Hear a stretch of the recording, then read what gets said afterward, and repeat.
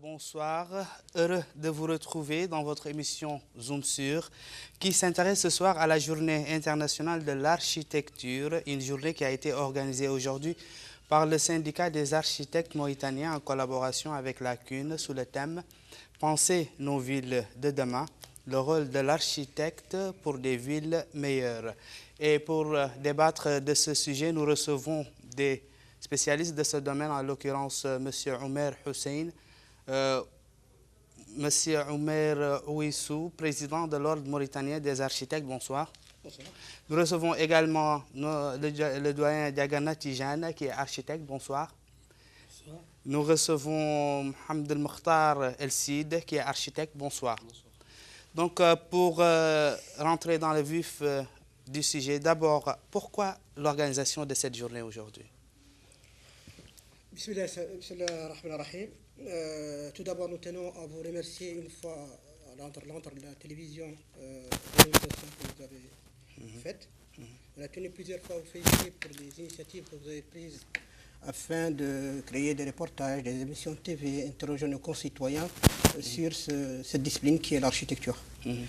Donc cette journée a été organisée par l'Ordre mauritanien des architectes, à l'instar de l'Union internationale d'architectes qu'il a instauré depuis 1985 et qui a pour rôle de vulgariser, de sensibiliser, mais aussi de communiquer sur cette discipline par rapport aux projets nouveaux, par rapport aux problèmes qui sont posés aux architectes et par rapport évidemment aux paysages urbains, aux villes. Donc c'est le premier lundi du mois d'octobre, chaque année, que cette journée est organisée. Et nous avons pris l'initiative, avec le soutien du ministère de l'Habitat, de l'Urbanisme et de l'aménagement du territoire, de la communauté urbaine de Nouakchott, et évidemment de la wilaya ouest de Nouakchott, qui nous ont honorés de leur présence aujourd'hui durant la journée. Et nous tenons à les remercier pour cette présence qui n'a fait que donner de la grandeur à cette journée. Et quels sont les objectifs de la journée? Comme il vient de dire mon collègue, les objectifs, c'est d'abord de faire connaître le métier d'architecte. C'est un métier qui reste très méconnu, même dans des pays beaucoup plus avancés que le nôtre, à plus forte raison en Mauritanie. Et c'est un métier qui reste essentiel pour la ville. Donc ce genre de journée permet au grand public de savoir qui c'est l'architecte, quels sont ses domaines d'intervention, qu'est-ce qu'il peut apporter à la ville.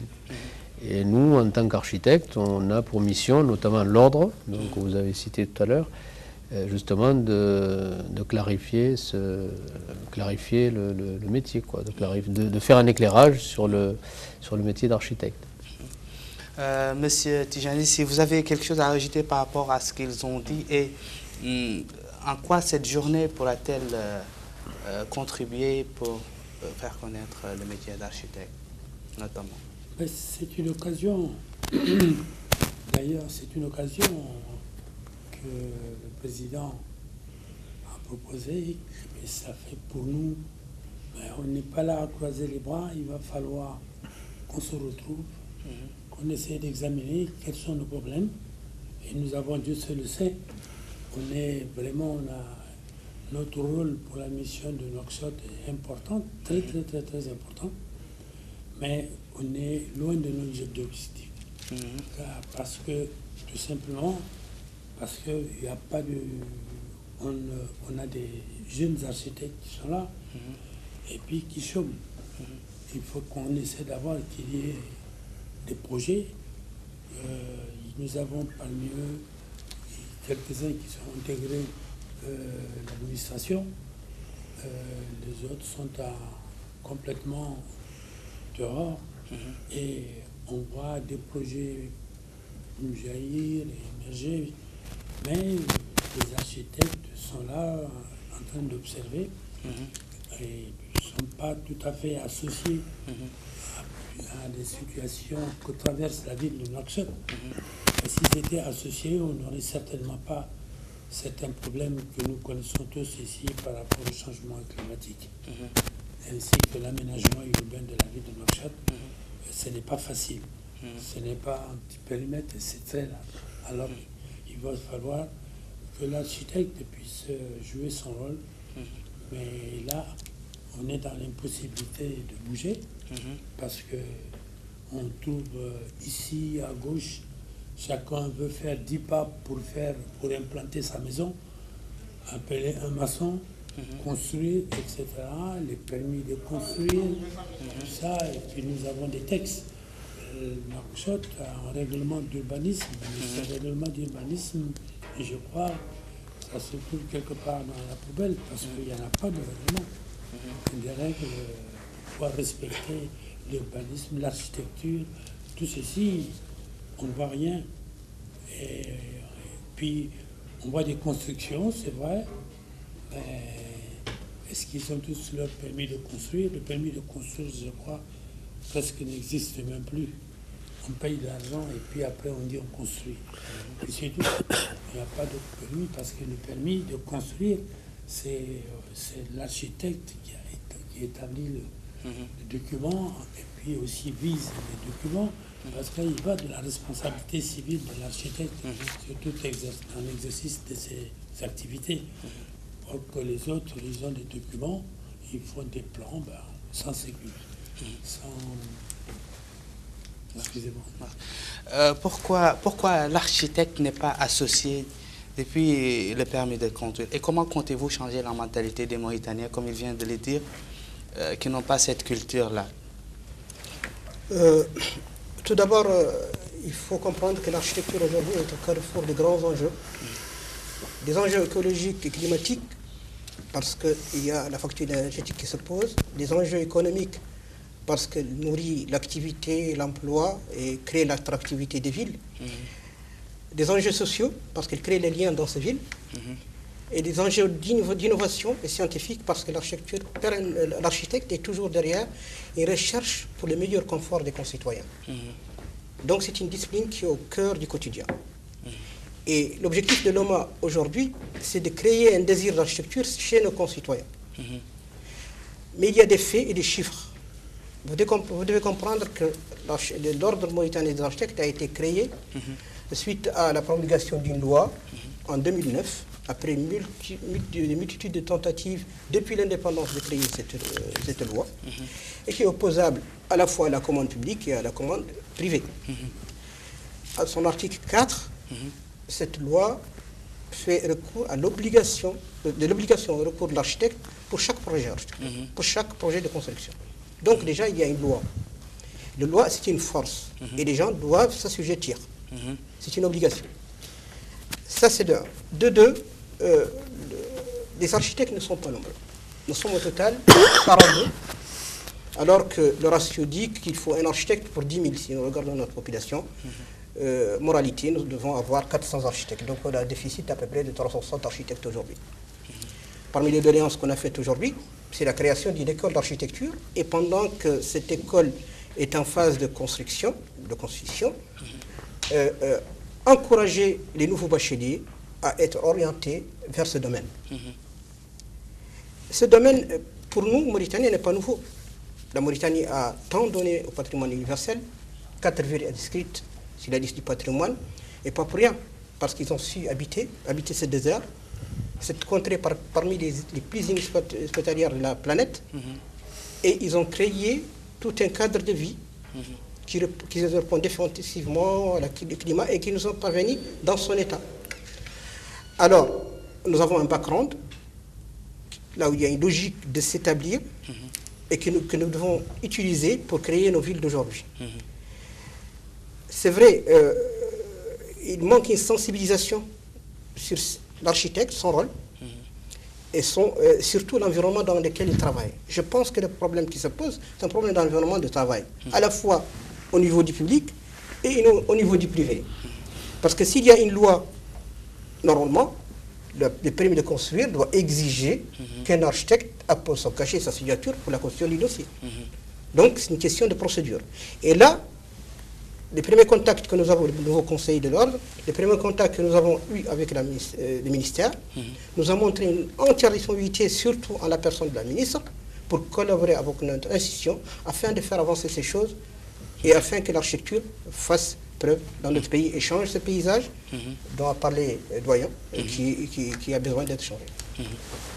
Elcide, si vous avez quelque chose à rajouter par rapport à ce que vient de dire. Oui, j'ai des choses à rajouter. Moi, je pense qu'il y a une chose qu'il faut dire ici ce soir, c'est qu'il faut voir d'où vient le problème. Il faut retracer un peu l'historique de pourquoi on n'a pas d'architecture en Mauritanie. Je peux me permettre de dire cela. On est une ville qui est née dans les années 60. Précisément en 1960, sous un mouvement urbanistique à l'époque qui sont les hygiénistes en Europe. Malheureusement, les premiers plans d'urbanisme ont été faits sans trop tenir compte de l'environnement de Nouakchott. Déjà, on est mal parti. Deuxièmement, les premiers bâtiments ont été relativement bien faits parce que, à l'époque, les Mauritaniens ne connaissaient pas le bâtiment et donc c'était une affaire de spécialistes. Donc on a des réussites, on peut dire ça, comme par exemple l'hôpital national, qui a été fait par un architecte français qui s'appelle Verret. On a les bâtiments d'Afarco, par exemple, le bâtiment de l'Asmar, Nasr. On a le palais de justice, on a quelques bâtiments, le bâtiment du ministère de la Justice, on a quelques bâtiments qui avaient été faits au début par des architectes. Et après, au début des années 80, cette tendance a complètement régressé, voire disparu, et les Mauritaniens sont rentrés dans la construction. Ce n'est plus une affaire de spécialistes, c'est une affaire tout simplement de commerçants. Et donc, on s'est retrouvé avec le chaos qu'on connaît aujourd'hui. On peut appeler ça un chaos. Un chaos urbain, un chaos architectural. Et pourquoi un chaos? Parce que l'architecte n'est pas dans la construction en Mauritanie. Donc, on a deux problèmes. On a un problème, comme disait mon confrère,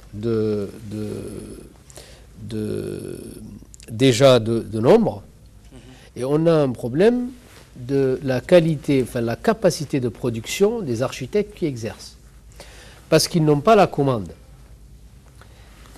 Non seulement ils n'ont pas la commande, mais en plus, ils n'ont pas les moyens de former. Il n'y avait pas de cabinet suffisamment structuré avant pour les accueillir, pour les coacher, pour les former.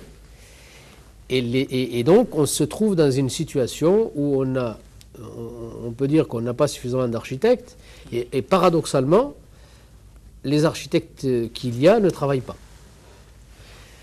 Alors, pour moi, il y a deux solutions. Enfin, là, l'État doit intervenir. C'est parce qu'à partir du moment où on déclare que l'architecture est d'utilité publique, c'est d'ailleurs les termes de la loi, derrière, il doit y avoir quelque chose qui supporte ça. Je veux dire, à partir du moment où vous dites l'architecture est d'utilité publique, ça veut dire que l'État doit intervenir pour que l'acte de bâtir soit une affaire d'architecte d'abord. Et pour cela, il faut donc diagnostiquer le problème et lui trouver des solutions. Parmi les solutions, donc les choses dont on débattait aujourd'hui, et donc je pense bientôt il y aura un livre blanc qui va sortir pour un certain nombre de recommandations, c'est premièrement aider les architectes qui sont déjà en exercice à avoir la commande. C'est-à-dire qu'on ne peut pas faire des bâtiments publics ou privés. Encore privés, on peut dire les gens ils ont le droit de faire ce qu'ils veulent, mais ils vont aller chercher les architectes fatalement, parce que de toute façon, c'est l'architecte qui va leur apporter ce qu'il faut. Mais les bâtiments publics, aujourd'hui, ne sont pas faits par des architectes. Et ça, si vous voulez, c'est une aberration. Donc il faut d'abord donner aux architectes le travail, l'État doit leur donner le travail, et après les aider à se former ou à se faire accompagner par des compétences, s'il le faut, extérieures, pour faire ce travail. Et pour que ces cabinets soient revigorés suffisamment pour qu'ils puissent être capables d'absorber la totalité du travail qui va leur être confié, surtout après l'application de la loi. Et la deuxième chose qu'il faut faire, c'est au niveau urbain. Il faut savoir que Nouakchott, aujourd'hui, n'a pas ce qu'on appelle un plan local d'urbanisme. Et toutes les villes du monde doivent avoir ce plan, parce que c'est un plan qui définit la programmation à venir, au moins à horizon de 10 ans, qui doit définir les zones, où sont les bâtiments qui doivent être de grande hauteur, où sont les bâtiments qui doivent être zones résidentielles, où sont les bâtiments qui doivent être des zones industrielles. Et tout ça doit être organisé selon un schéma précis, étudié et suivi. Donc ça, c'est une deuxième chose à faire. Et troisièmement, effectivement, faire appliquer ces règlements. Une fois qu'on les a et qu'on a sorti les décrets d'application nécessaires pour les mettre en route, il faut appliquer tout ça.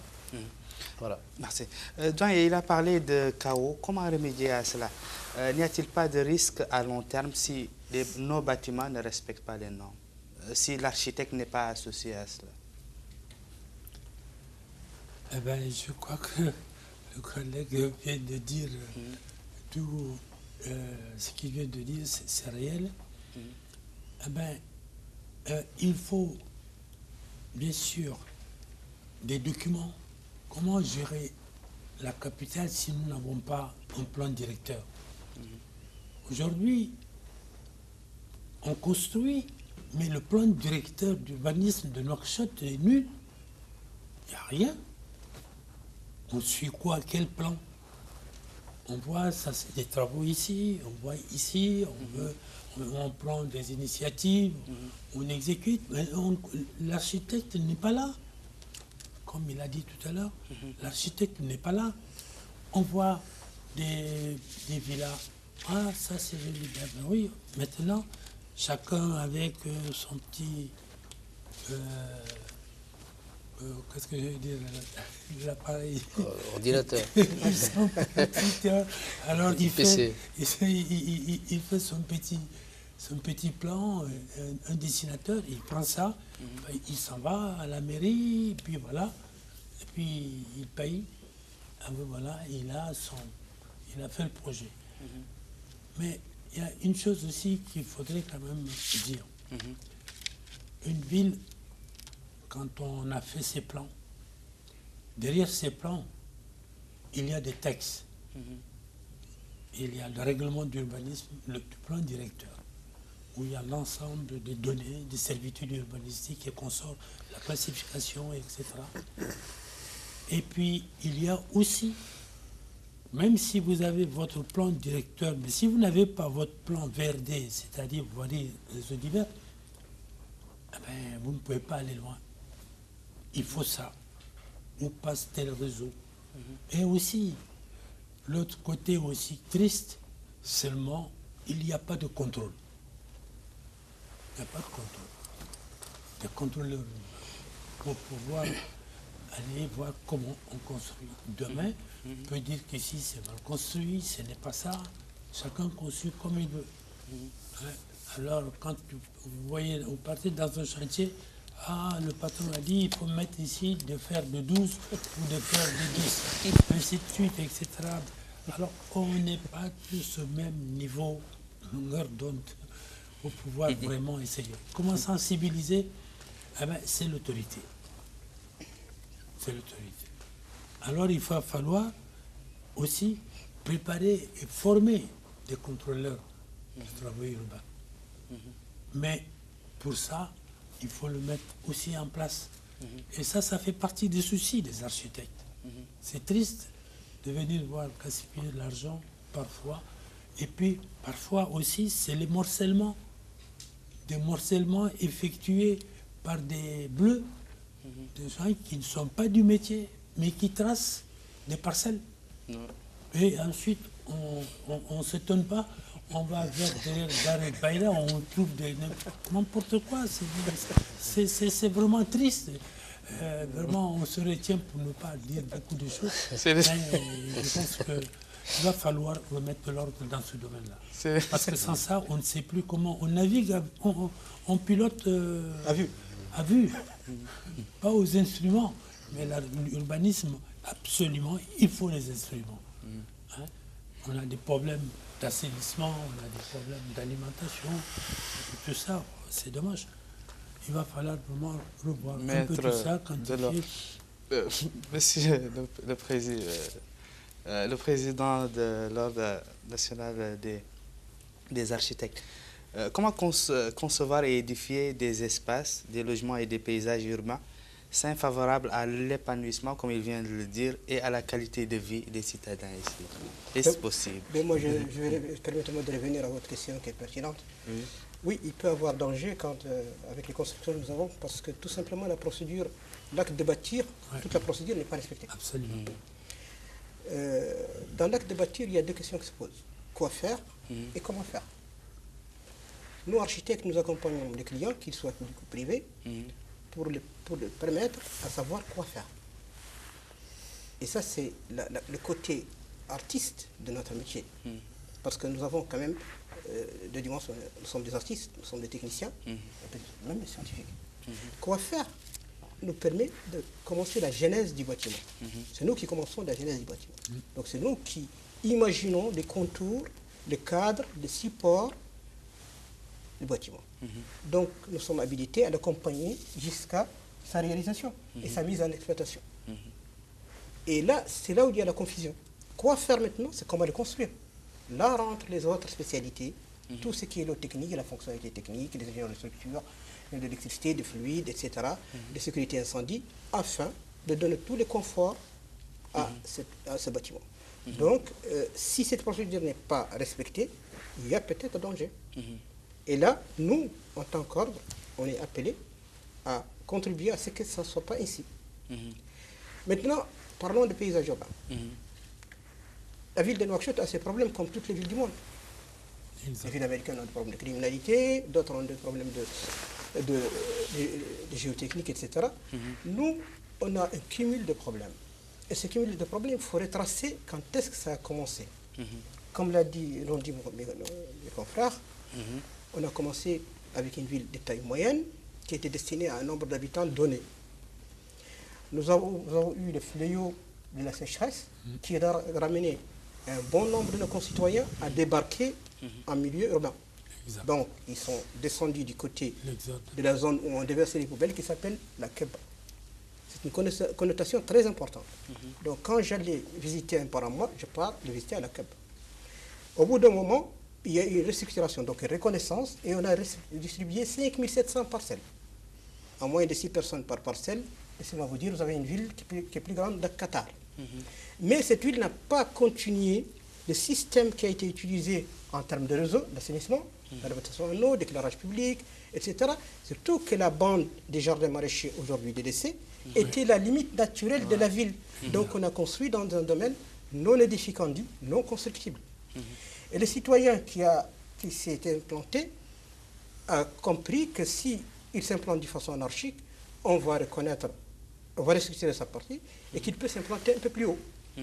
Et de ce moment, Nouakchott a connu sa croissance de ce fait. Donc tous les schémas qui sont venus, ils sont venus pour corriger. Ils étaient caducs avant même la fin des 10 ans. Donc c'est ça la situation de l'étalement de la ville de Nouakchott. Et étaler une ville comme Nouakchott, c'est une grande facture pour l'État. Une facture en termes de réseau électrique, en termes de réseau routier, c'est ingérable.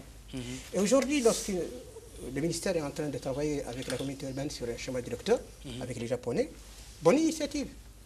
Mais si c'est pour repousser sur 12 km tous les mots que nous avons en ville actuellement, c'est raté d'avance. Donc, peut-être aujourd'hui, penser nos villes de demain, c'est peut-être modifier nos villes d'aujourd'hui. Parce que nous avons énormément de terrains perdus à l'intérieur de la ville, énormément de rues et de routes bouchées par des fosses septiques, par des garagistes qui créent cet embouteillage. Normalement, on ne doit pas avoir d'embouteillage. On n'a pas autant de véhicules et nos voiries sont très grandes. Donc c'est une question de discipline urbaine, de civisme. Et là, le jeu aussi de l'architecte est un jeu pédagogique. Il doit aller au plus près des concitoyens pour travailler ensemble, pour créer un tout harmonieux et pour leur créer tout un confort urbain dans lequel il fait agréable à vivre. Donc, je crois que c'est ça. Monsieur El Cid, Le morcellement du domaine public. Monsieur El Cid, par quels moyens peut-on intervenir pour faire vivre les villes, notamment pour leur insuffler de l'énergie et pour soigner ce désordre-là? Alors moi, je m'excuse, je vais revenir encore sur, Il y a pas sur de la problème. question de tout à l'heure, la question de la sécurité, parce qu'il y a un point très important à rajouter, qui est un des rôles éminents de l'État. Vous savez, quand on construit une voiture, vous avez des gens qui contrôlent, ils font des crash tests, etc., pour vérifier que ce véhicule n'est pas dangereux si on le lance en circulation. Un bâtiment, c'est un prototype unique. Quand on le fait, on doit vérifier que, par exemple, qu'il est suffisamment solide, qu'il ne va pas s'écrouler sur les passants. On doit vérifier que l'électricité marche. Et on doit vérifier que l'assainissement est aux normes.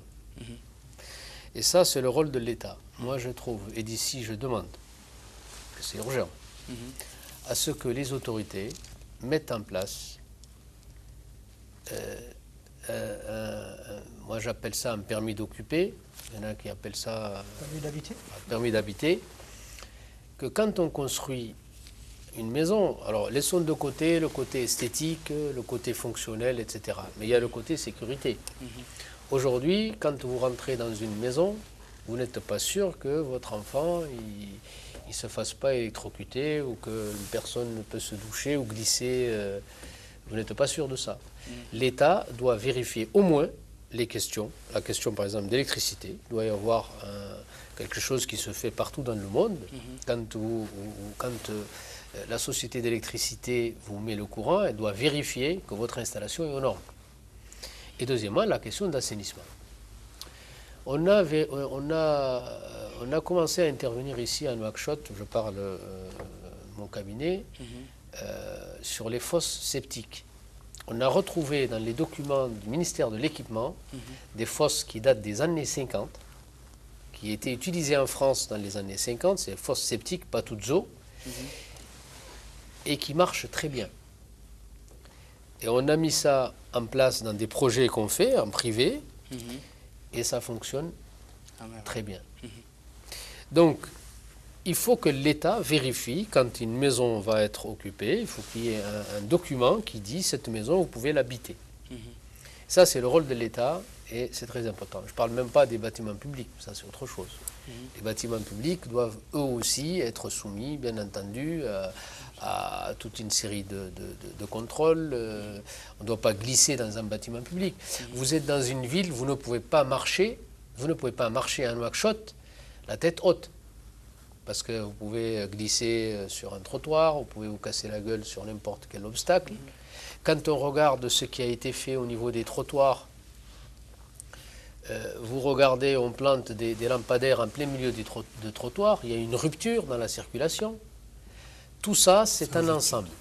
Et ça montre qu'il n'y a pas eu de spécialistes qui se sont penchés sur le plan avant la réalisation de ce qui a été fait. On réalise d'abord et après on se rend compte qu'il y a des problèmes. Donc, d'abord, faisons les choses dans l'ordre dans lequel elles doivent être faites. On évitera déjà une bonne partie comment dire. Donc, je suis revenu sur cette question de sécurité. Pour moi, c'est très important parce que c'est quelque chose de tout simplement vital. On n'est pas en sécurité dans nos villes en Mauritanie, surtout quand la ville commence à se compliquer. Donc, pour le reste de votre question, qui est un peu plus générale, faire des logements harmonieux, c'est ça, c'est la question. Afin d'éviter le désordre. Eh bien, il faut que tout simplement chacun fasse son boulot. Je m'excuse un peu du terme, il faut que chacun fasse ce qu'il sait faire. C'est-à-dire qu'un bâtiment, on doit d'abord s'adresser à un architecte, et l'architecte doit être au cœur de la construction jusqu'à la fin. Parce que c'est le seul qui est capable, qui connaît les matériaux, qui connaît le fonctionnement, qui est capable de mettre le bâtiment dans son contexte climatique. Quand on fait une maison en Nouakchott, ce n'est pas une maison en Norvège. Quand on fait une maison pour des gens du Aude, ce n'est pas une maison pour des Bambara. On doit tenir compte de l'habitabilité, on doit tenir compte du climat, et on doit faire tout simplement notre métier. Ce n'est pas une affaire d'ingénieur, ce n'est pas une affaire d'électricien, ce n'est pas une affaire de commerçant ou d'entrepreneur. L'architecture est d'utilité publique, il faut que les bâtiments soient conçus et suivis par des architectes. Alors, après, tout à l'heure, j'ai parlé des problèmes qu'on a par rapport au métier, comment on peut faire pour... il faut que les architectes, de leur côté, montrent au public l'utilité de leur métier. On ne peut pas dire à chaque fois il faut passer par des architectes. Il faut montrer qu'un bâtiment qui est fait par des architectes, il va être économe, il va coûter moins cher à son client parce qu'il est pensé, il va être visuellement, il doit être esthétiquement, il doit tenir la route, et techniquement, il doit être viable. Et donc, une fois que c'est fait, les gens vont venir d'eux-mêmes. Ils ne vont pas, je veux dire, les gens, ils sont comme tout le monde. Quand vous voyez l'utilité de quelque chose, vous allez y aller de facto. Mais pour que les gens puissent aller voir les architectes, il faut que les architectes existent. Il faut qu'ils soient entendus. Tout à l'heure, on nous avait posé la question, pourquoi cette journée ? Nous, on parle effectivement, on va être écouté peut-être par... je ne veux pas dire que votre émission n'est pas... Non, elle est suivie, notre émission. Pas, mais je veux dire, on ne s'attend pas... Que vous aurez des... Il y a un audimat. Nous, ce qu'on veut toucher en premier lieu, c'est d'abord les autorités. Parce que je pense qu'on est dans la situation, si vous voulez, de quelqu'un qui doit être réanimé. On parle du métier. Et pour que cette réanimation puisse se faire, il faut l'intervention de l'État. Il faut que l'État intervienne dans un premier temps pour créer ce corps, pour le consolider, pour lui donner les moyens d'avancer. Et une fois qu'elle a fait ça, je pense que les cabinets vont eux-mêmes générer leur propre travail et donc les choses vont s'améliorer fatalement. Et donc on aura, pour répondre à votre question, des maisons qui soient bien conçues et bien réalisées. Et c'est ça, une maison, c'est habiter, c'est pour se protéger. C'est une enveloppe qui vous empêche, enfin qui vous isole par rapport à l'extérieur, vous êtes en sécurité. Il faut que ça soit solide, il faut que ça soit durable, et il faut que ça soit intelligemment pensé. Je prends l'exemple de Chinguitti, par exemple, la ville ancienne. Mais il y a l'architecture, elle est respectée. Comment ça se fait qu'on la respecte là-bas et ici à Nouakchott, on n'arrive pas à la respecter? C'est tout simple. C'est un établissement humain. Il y a un ensemble de personnes qui sont là, qui doivent créer un mode habiter, d'abord se sécuriser, utiliser les moyens qui sont à côté, n'ont pas d'autre issue, c'est-à-dire utiliser la nature, la pierre, la terre, les troncs d'arbres, etc., pour construire un abri d'abord, et ensuite créer un tout à l'échelle humaine. Donc, quand vous regardez ces villes, tout est à l'échelle de l'homme. Les ruelles sont faites sur le passage de 2 hommes. Et des engrais sont réutilisés par un assainissement assez intelligent. Ce n'est pas par hasard que cette ville est classée patrimoine mondial. Et quand on dit faire référence à ces villes, ce n'est pas copier ces villes, c'est regarder la logique avec laquelle elles ont été construites. Et ça touche ce que notre confrère vient de dire. C'est là où l'artisan, parce que l'architecte était constructeur, tout ça, il pense aux matériaux, le système constructif mis en œuvre, mais aussi la maintenance. Chaque année, il change leur étanchéité, qui est faite à base de gousses après les pluies, les petites morceaux de craquants, ils le remettent, ils l'humidifient, ils reprennent. Donc il y a un souci de maintenance. Et il y a une autre dimension qui fait que c'est très humain. C'est qu'il y a un esprit participatif. Aujourd'hui, on parle à l'échelle européenne de ZAC, zone d'aménagement concerté, d'éco-ZAC, écologique. Mais ça, on l'avait. Parce que à Chinguetti, à Walata, à Wadan, même dans les villages et villes de la région de la vallée, quand ils sont construisés, c'est toute la communauté qui aidait. Donc quand vous aidez à construire, vous vous appropriez ce que vous construisez. Et vous ne laissez jamais quelqu'un le toucher. Donc vous allez le maintenir et vous le regardez toujours pour qu'il soit en bon temps. Et ça, cette culture, nous, on l'a abandonnée. En venant vers les côtes, tout le système économique est nouveau. Et on est venu avec une nouvelle ville. Donc, nous, on ne construit pas des villes, on habite des villes. C'est pour cela qu'on parle de sédentarisation des nomades. Les premières choses, dans les premières villas, dans les premiers bâtiments, vous avez un enclos pour les animaux, une tente, et le bâtiment reste comme un magasin. Parce qu'on est encore au début. Et cet esprit persiste encore. Quand vous regardez les plus belles villas cossues de Tabarzel, vous trouverez toujours une petite tente. C'est référence à la tente. On est toujours attaché à la tente. Ce n'est pas une mauvaise chose, c'est une bonne chose, peut-être. Et là est l'avantage qu'ont eu nos ancêtres à construire des villes agréables à vivre, et que nous, ça nous crée un échec. Je reviens, si vous le permettez, un peu au danger. Le danger n'est pas seulement que la maison nous tombe sur la tête. Le danger peut être que notre maison soit inondable. Parce que quand on part, que ce soit privé ou public, construire dans des zones inondables, il faut attendre demain à des désastres. Au cas où il y a des pluies diluviennes, et on l'a vu ces dernières années, il y a des pluies. Donc, revenons aussi à la notion de cahier de charge, du plan local d'urbanisme, de règlement d'urbanisme. Il faut que nos concitoyens comprennent qu'un règlement d'urbanisme n'est pas fait contre eux. Il est fait dans leur intérêt. Quand on leur interdit quelque chose, c'est qu'on leur interdit à leurs voisins pour s'autoriser de bien vivre ensemble. Un retrait permet la ventilation du voisin. Un retraité permet l'aération et l'ensoleillement chez vous. Et aujourd'hui, pour régler ces problèmes avec ces règlements d'urbanisme, il faut un peu sensibiliser. Et d'ailleurs, j'ai eu à parler avec la ministre pour la demander que le jour du 13 avril où la loi a été promulguée, qu'elle demande au président qu'il la fasse journée nationale de l'architecture. Si c'est fait, la sensibilisation de l'architecture va monter au niveau présidentiel et le concitoyen va comprendre que cette discipline est d'intérêt public. Ça ne fait qu'avantager cette discipline. Mais, je reviens toujours mon confrère pour dire que les architectes aussi ont quelque chose à faire. C'est vital, le règlement, il devient urgent.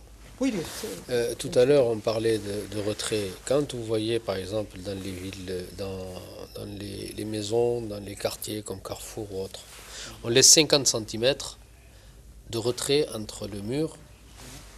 C'est un endroit où vous ne pouvez jamais accéder. On ne peut pas le nettoyer. Alors vous avez les ordures qui s'entassent, et les maladies, etc. Quand on a commencé à faire des plans d'urbanisme en France, c'était surtout pour des questions sanitaires. Parce qu'à Paris, par exemple, vous aviez la peste qui s'est développée, le choléra, des maladies comme ça, parce que c'est lié. L'urbanisme est vital. C'est-à-dire que vous avez des maladies qui se développent parce qu'il y a des problèmes d'urbanisme. Vous avez des problèmes sociaux parce que vous avez des problèmes d'urbanisme. En France, ils ont le problème des grands ensembles. C'est un problème, c'est un truc qui a été mal pensé. Et aujourd'hui, ils sont en train de récolter les frais. C'est très grave. C'est pas quelque chose juste comme ça, de confort. Et c'est grave pour les quartiers populaires. Il faut que l'État intervienne pour avoir des reculs, les faire respecter. Et pour que, au moins, à la limite sur le plan fonctionnel, que ça soit habitable. Aujourd'hui, ça ne l'est pas. Doyen, comment prévenir la dégradation des villes et accompagner leur croissance harmonieuse de façon générale? Eh bien, je crois bien que nous prenons, je dirais, c'est répondre à cette question sous-entend que le plan d'urbanisme de la ville, c'est l'affaire de tous. Il va falloir que dans le plan directeur, il faudrait la participation. Il faut le présenter. Il faudrait que la population C'est la propre. Approuve, mais il faut sa participation. Il faut le présenter, il faut discuter et pour savoir exactement les besoins. Alors, les besoins, ce sont nos modes de vie. Le mode de vie, qu'est-ce qu'on veut faire ici?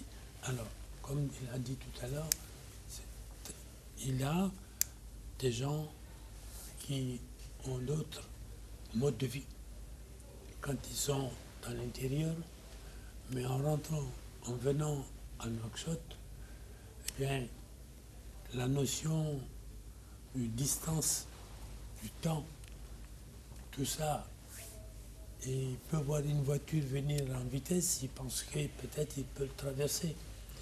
Alors on a ce type d'accident. Et les piétons, alors depuis quand on a commencé à mettre les feux rouges, on a fait des tentatives pour essayer de mettre les feux rouges. Alors il y a quelqu'un qui vient, il y a le feu qui est là, ben on dit si tu passes, tu as brûlé le feu. Il dit non, il est passé de l'autre côté. Enfin, alors, indépendamment de ça, nous avons aussi, c'est à partir de ce mode de vie que la vie sédentaire et nomade et n'ont pas les mêmes échelles d'observation. Quand on donne les lotissements et on doit présenter le plan directeur, on doit le présenter au niveau de différentes communes. On dit, ah, voilà votre quartier, ce qu'on doit faire, et leur expliquer et associer la population à tous ces plans que nous voulons faire. C'est vrai, mais nous ne perdons pas de vue notre propre culture et comment le dresser. Mais est-ce que le plan directeur, il existe réellement? Actuellement, ben, je dis franchement, ce que je vois se faire, ça n'a rien à voir avec le plan directeur. Les textes relatifs au plan directeur, même concernant la gestion urbaine, ainsi que les réseaux même réalisés, on se pose la question, est-ce que ça fonctionne? Je crois qu'il y a un truc en cours, non? Oui, il est caduc. Il est caduc, Ils sont caducs. Bon, parce que le fait c'est pas d'avoir un schéma directeur. Il faut comprendre une chose, c'est que le schéma directeur est opposable peut-être à l'État. Ce qu'il nous faut maintenant, c'est quelque chose qui est opposable au tiers. Il faut un plan local d'urbanisme. Un plan local d'urbanisme qui stipule clairement et précisément qui définit les choses. Comment construire. Oui, c'est pour venir à l'échelle. Oui. Non, ça c'est pour arriver à l'échelle de l'État. Maintenant, il faut passer à l'échelle de la population. C'est ce que je voulais dire. Quand on va à l'échelle de la population, ça sous-entend qu'on a présenté les documents, on a discuté, on a essayé... On n'a jamais eu, à ma connaissance, on n'a jamais eu de plan locaux d'urbanisme. On avait un P2. Et à l'intérieur du P2, il y avait des cahiers de charges, c'est normal, parce que la ville était petite encore. Exact, c'est vrai. Mais là, la ville s'est étalée. On a un schéma d'orientation de pôle de croissance qui est opposable à l'État, qui doit découler sur un travail de détail qui est le PLU, avec ses cahiers de charges, les plans d'affectation des sols, les servitudes urbaines en termes de coefficient d'occupation de sol, de coefficient d'utilisation foncière. Et ça va éviter de nourrir la spéculation foncière. Parce qu'aujourd'hui, vous avez un terrain qui est à l'angle, il vaut plus qu'un terrain que... Mais si un terrain à l'angle, on ne peut édifier qu'une villa, alors là, son prix ne va pas être le même prix que s'il avait... Il y a des enjeux. Il y a des enjeux économiques qui sont derrière. Et pour corriger tout ça, parce que, en fait, quand on laisse le chaos touche tout. Le social, l'économique, le technique, la santé.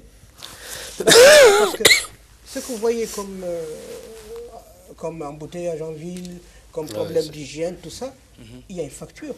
Bon, que les pharmaciens m'excusent parce que je suis en train de leur récupérer les gens qui vont acheter des médicaments ou bien ceux qui vont se soigner chez eux. Mais nous faisons ce qu'on prévient les maladies. Tout à fait. Les médecins soignent, mais nous prévoyons. Si nous arrivons à faire un aménagement sain, c'est-à-dire créer des villes saines, les gens seront plus heureux, seront peut-être moins malades, et ce qui fait qu'ils n'auront pas fréquemment chez le médecin. Il y a un autre problème. Il y a un autre On a eu, moi je prends le cas d'un problème que nous avons parce que nous avons toute la zone nord-est ici. On a eu le financement de la BAD et on a fait tout. Et tout ce quartier, à partir de l'église jusqu'à Novotel Tfela, toute cette partie-là, jusqu'ici derrière, et on a le réseau d'assainissement qui est réalisé. Seulement, ce réseau n'est pas branché vers comment on appelle, les stations d'épuration au niveau de Palmeraie, qui se trouve là. Alors, aujourd'hui, que fait-on avec ce réseau? On a eu ça. Et aujourd'hui, vous soulevez les couvertes, vous trouvez des poubelles à l'intérieur. Alors, aujourd'hui, on voit aujourd'hui qu'il y a encore un autre réseau qui est en train d'être... L'eau pluviale. Oui, ça c'est le fluvial. C'est l'eau pluviale. C'est l'eau. C'est l'eau pluviale. L'assainissement n'a pas... Le grand problème, à mon avis, je m'excuse... Nous pouvons récupérer les eaux pluviales. Si on peut les récupérer pour pouvoir vraiment s'en servir et rincer les réseaux, les autres réseaux. Ça, c'était le système qu'on devait faire. Et c'est pourquoi d'ailleurs on a essayé encore avec même l'eau de la nappe. On a pris cette eau, on a essayé de voir après traitement, on s'est servi de cette expérience après l'étude de Bordeaux. Et puis on a arrosé tout notre, qu'on appelle le champ maraîcher qu'on a fait, où il y a les palmeraies. C'est dommage, que ces palmeraies, ça c'est pour le microclimat de notre environnement. C'est le poumon thermique de la ville de Nouakchott. Et mais comment on fait aujourd'hui? On prend de l'acide, on jette là-bas pour pouvoir tuer et même les racines attaquer l'acide, et puis même parfois il y a eu des incendies à plus fort. Et c'est une zone encore vraiment qui est... C'est le poumon vert normalement de la terre. Moi, je pense qu'un des gros problèmes par rapport au plan d'urbanisme dont vous parliez, on a le gros problème, c'est celui de l'étalement urbain.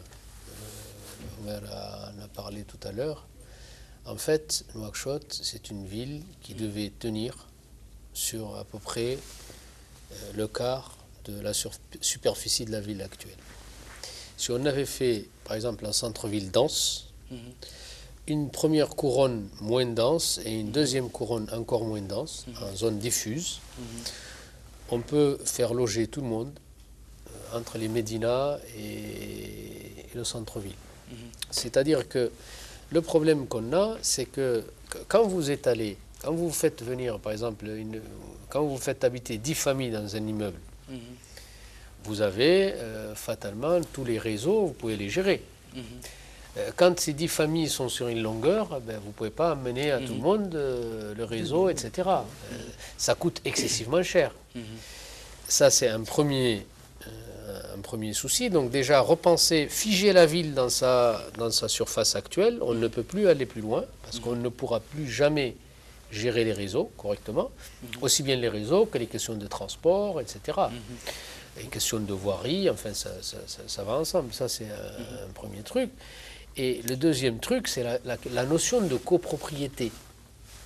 La notion de copropriété fait que vous pouvez être propriétaire, par exemple, d'un appartement dans un immeuble. Il faut savoir que juridiquement, cette question, aujourd'hui, elle n'existe pas, à ma connaissance. Et tant qu'on n'a pas réglé... Aujourd'hui, on écoutait un film qui a été réalisé par le doyen, il y a une vingtaine... C'était quoi? En 76. Mais les préconisations à la fin de ce film sont toujours d'actualité. Il fallait créer de la copropriété. Il fallait que les gens, au lieu de distribuer aux gens des terrains à perpète les oies, à leur amener l'eau et l'électricité, on fait des logements sociaux, comme ça se fait partout. un logement sain, avec la notion de collectif. On n'a pas la notion de collectif en Mauritanie. Et ça fait partie des choses, à mon avis. Je crois que les gens sont en train de travailler sur le plan d'urbanisme. Nous, on a été conviés pour voir ce qu'ils faisaient. On nous a posé des questions, mais j'espère, j'ai bon espoir qu'ils tiennent compte de ces remarques et surtout que les architectes soient associés à ce genre de travail. On a 2 architectes associés, Fatima Touré. Voilà, donc je pense qu'une des pistes déjà c'est ça. Il faut arrêter l'hémorragie. Quand vous voyez que vous êtes en périphérie de la ville et qu'on distribue toujours des terrains de 600 mètres carrés, franchement c'est débile. Donner de grands terrains aux gens qui veulent s'éloigner, ils font des fosses septiques, ce qu'ils veulent, ça s'appelle des zones diffuses, et après, à l'intérieur, donner le tout à l'égout à tout le monde et faire des petites parcelles denses. C'est une des Moi, pistes. je reviendrai un peu sur la notion de dégradation. Parce que c'est une notion qui touche les publics et les privés. Nos bâtiments publics. Oui, c'est vrai, j'avais noté. Oui, parce que nos bâtiments publics aujourd'hui sont dégradés. Parce qu'on n'a pas la notion. D'entretien. On a oublié la notion d'entretien qui précède la véritable notion de maintenance. Et ça, c'est valable à la fois. Et quand vous regardez parfois des quartiers, vous croyez que vous êtes en face des ténèbres. Tellement c'est dégradé, la peinture n'est pas etc. Alors, pour minimiser la dépense à court terme, par des prises de réhabilitation lourdes, il vaut mieux procéder à des entretiens fréquents. D'abord, vous avez une maison bien entretenue, donc saine, et ensuite vous allez diminuer la facture qui viendra au bout et qui est obligatoire. Il y a aussi des problèmes de matériaux, il y a aussi des problèmes de prescription. Qualité de matériaux aussi. Quand vous voyez une maison qui vient d'être finie, vous avez l'impression qu'elle est vieille de je ne sais combien. Pourquoi? Parce que l'enduit qui a été fait, l'enduit ne correspond pas. C'est pas une peinture pour l'extérieur. On est en milieu agressif. Quand vous voyez le sel monter dans un mur, on est quand même depuis le sel de Candelo au Brésil, depuis les années 60, on sait que le sel, il réagit le ciment réagit au sel. C'est ce qui explique les maisons de Nouakchott. Je vois dans les autres pays, par exemple, un quartier résidentiel où on ne peut pas construire d'étages, par exemple. Oui, tout à fait. Oui. Il y a pas, ici à Nouakchott, il n'y a pas le même cachet architectural dans nos villes. On n'a pas de plan local d'urbanisme. On a demandé, quand ils ont commencé à implanter à partir de bâtiments de Concorde là. Oui, c'est quoi on a dit à l'époque, on a dit de ne pas construire. Ben alors, le colonel, non, on construit, il faut le tirer. Et on a dit, bon. On a attendu l'hivernage, on a eu je ne sais pas combien, 20 de débit. Après la pluie, c'était inondé. Et puis qu'est-ce qu'on a fait? Finalement, quand on a dit ça, on dit non, c'est bien, ça va marcher, etc. Oui, mais il y a des solutions. Après, ils ont déménagé. Après, ils ont tout déménagé et puis ils ont amené les gens sur l'autre côté de la route. Ouais. Et puis, allez voir maintenant. On a déplacé le problème. Alors, voilà, quand on disait non, on nous dit oui. Alors, on exécute. Il faut avoir une vision. Donc, comment la conception architecturale peut mettre en évidence le rôle des professionnels du bâtiment et leur responsabilité dans la conception d'un environnement construit durable? Bon, le contexte de durabilité date de longtemps. Aujourd'hui, c'est à la mode, on parle d'habitat durable, on parle d'habitat écologique, etc. Mais le problème qui est poussé, on revient toujours à la même chose. C'est-à-dire que, comme notre confrère parle de qualité de matériaux, de mise en œuvre de matériaux, ça c'est très important. La durabilité d'un bâtiment vient du fait qu'il soit bien construit. Et le fait qu'il soit bien construit vient du respect des procédures. Quand on respecte les procédures, quand on a des servitudes urbaines assez claires, et quand on fait intervenir les professionnels, chacun au moment où il doit intervenir, nous avons plus de chances d'avoir au bout un bâtiment qui est bien. Donc, on me signale qu'il me reste 2 minutes. Au terme de la journée d'aujourd'hui, quelles sont les recommandations et est-ce que vous avez les moyens de vos ambitions réellement? Oui, bon, on est connu, on est un peu indiscipliné et très ambitieux. Les moyens de l'ambition. Ah, ça, c'est une bonne chose. C'est une grande question. Ça, c'est bien ça. Ah, C'est ça. une question assez ouverte. C'est bien de donner des questions ouvertes à la fin des émissions. C'est pas mauvais. ça donne une invitation pour une autre émission parce qu'on pourra envoyer. Non, aujourd'hui, l'objectif, effectivement, c'est qu'on a eu deux thèmes débattus par mes confrères qui sont là. L'un concernait la ville, l'autre concernait le rôle de l'architecte. Donc, on doit rentrer dans la confection ou synthétiser un ensemble de recommandations qui ont été faites à l'issue du débat, qui a été quand même assez intéressant avec les participants, les universitaires, les professionnels du bâtiment, les profanes aussi qui étaient là. Et tout ça sera confiné dans un rapport que nous allons dupliquer, déposer au niveau du ministère du tutelle, peut-être envoyer au président de la République, au président de la communauté urbaine, l'ensemble des maires. Et là, je tiens, permettez-moi, je tiens à remercier Madame le maire de Varzin, parce que d'abord, elle nous a reçus et nous a montré son entière disponibilité à travailler avec nous. Nous, hors des architectes, comptons prendre la municipalité de la communauté Varzin avec son PLU à titre pilote pour mettre en application la procédure des permis de construire. Donc, elle va nous accompagner, j'imagine, dans ce programme. Et le ministère de l'Habitat compte faire avec nous des ateliers de sensibilisation sur ce programme. Donc, je pense qu'on peut prendre en charge la formation pour répondre sans problème, pour nous permettre justement afin de mettre ça tout de suite, si possible, parce que nous avons la possibilité de mettre un peu tous ces périmètres, tous ces problèmes que le président vient de dire. C'est une très bonne idée. Ça nous permet d'aborder chaque zone. Ça pourra comptabiliser positivement les autres communes. Pourquoi pas?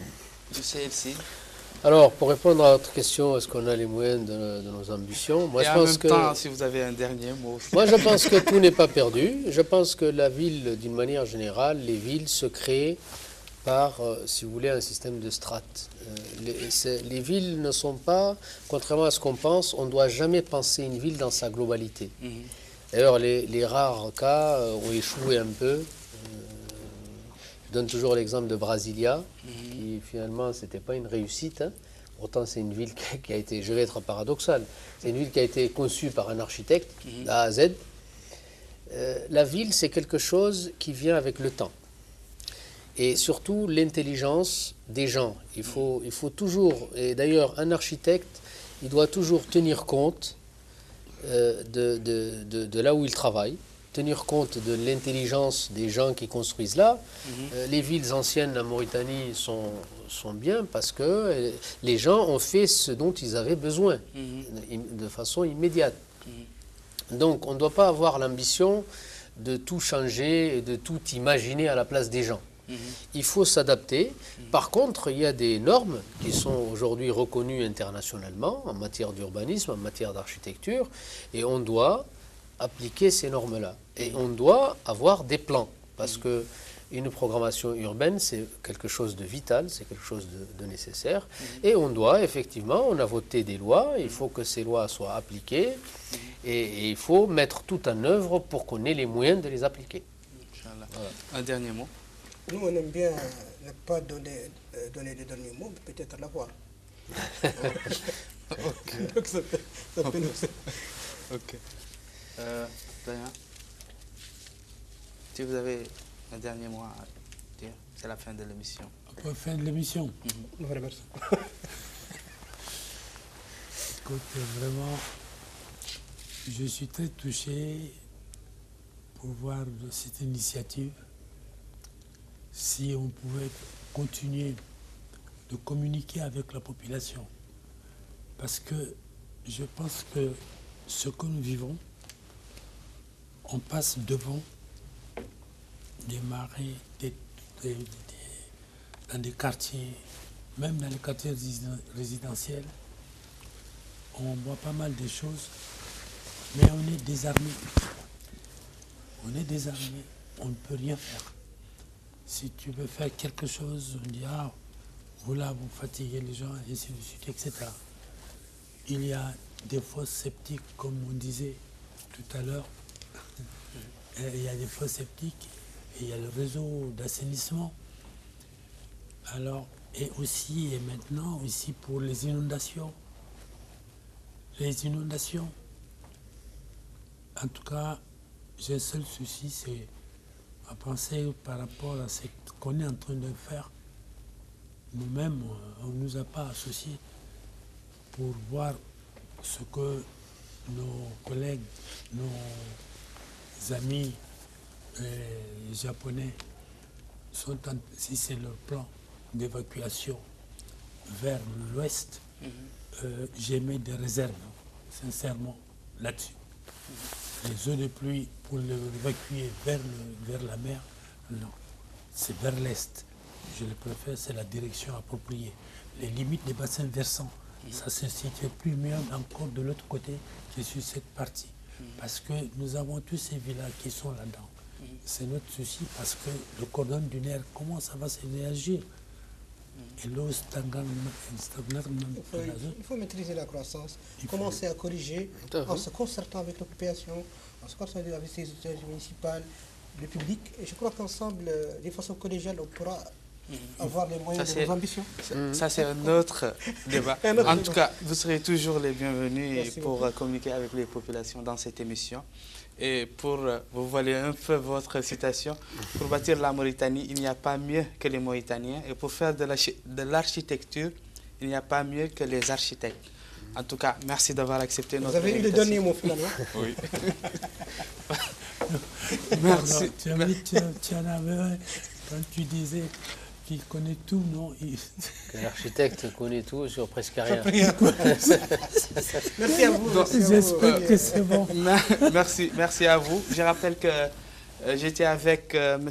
Omer Houissou, président de l'Ordre mauritanien des architectes. Merci. Merci à vous. Notre doyen Diagana Tijane, qui est architecte, merci. Et Mohamed Mokhtar El Sid, qui est également architecte, merci. Et je remercie également l'équipe technique, cadreur Mohamed Mahmoud Shrif, nodal Atché Salif Ibrahim, ingès Lamine Mohamed Miftah, son Barafal, script Mentouhabin, programmation Na'ma Mticher et réalisation Ahmed Salim El-Boubout. Merci d'avoir suivi notre émission Zoom Sur. On se retrouve la semaine prochaine. Au revoir. Inch'Allah.